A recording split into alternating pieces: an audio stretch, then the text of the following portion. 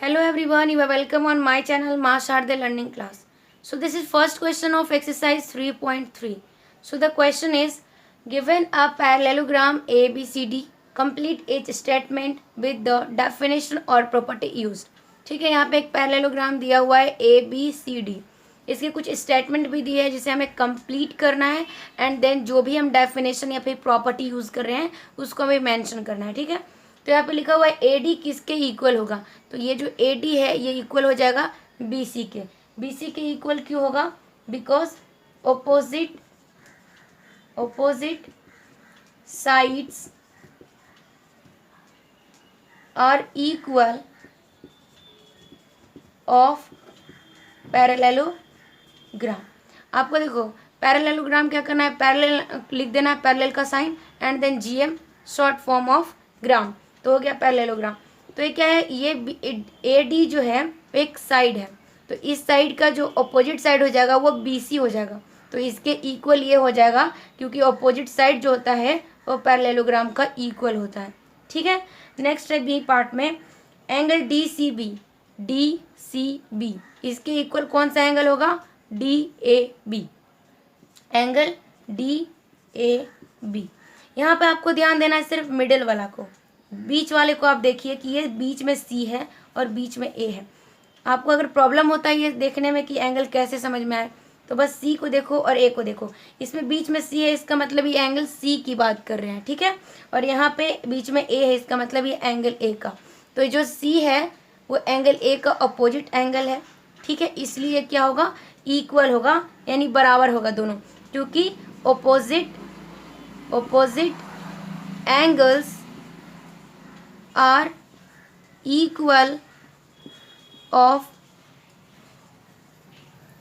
यहाँ पे पैरेललोग्राम को आप ऐसे लिख सकते हो ZM. ठीक है, तो क्योंकि ऑपोजिट एंगल्स जो होते हैं वो पैरेललोग्राम में इक्वल होते हैं, इसलिए एंगल DCB के इक्वल हो जाएगा एंगल DAB. अब हम थर्ड पार्ट पे आएंगे में OC किसके इक्वल होगा. तो यहाँ पे देखो ये क्या है, यहाँ पे O है. ठीक है, तो OC किसके इक्वल होगा, तो ये जो OC है वो OA के इक्वल हो जाएगा. अब OA के क्यों इक्वल होगा, क्योंकि पैरेललोग्राम में जो डायगोनल्स होते हैं वो बाइसेक्ट करते हैं ईच अदर को. ठीक है, मीन्स एक दूसरे को बाइसेक्ट करते हैं, जिससे कि जितना इधर वाला लेंथ होगा उतना ही इधर वाला होगा. मतलब OC जितना होगा उतना OA होगा, OA जितना होगा उतना OC होगा, OD जितना होगा उतना ही OB होगा. ऐसा पैरेललोग्राम का डायगोनल्स का कुछ प्रॉपर्टी है. ठीक है ना, तो हम यहाँ पे OC को इक्वल कर दिया OA के. अब हम रीज़न लिख देते हैं कि कौन सी प्रॉपर्टी से हमने ऐसा किया है. Because diagonals are bisect each other. ठीक है, डायगोनल जो होते हैं वो एक दूसरे को बाइसेक्ट करते हैं, तो इसलिए OC जितना होगा उतना ही OA होगा. मीन्स डायगोनल्स का जो लेंथ होता है वो इक्वल होता है. अब यहाँ देख लेते हैं measure of angle DAB plus measure of angle CDA.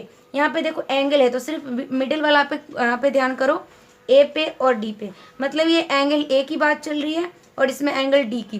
तो ये है एंगल A और ये है एंगल D. तो ये दोनों एंगल को अगर हम प्लस कर देंगे देन कितना होगा, 180 डिग्री. क्यों? क्योंकि एडजेसेंट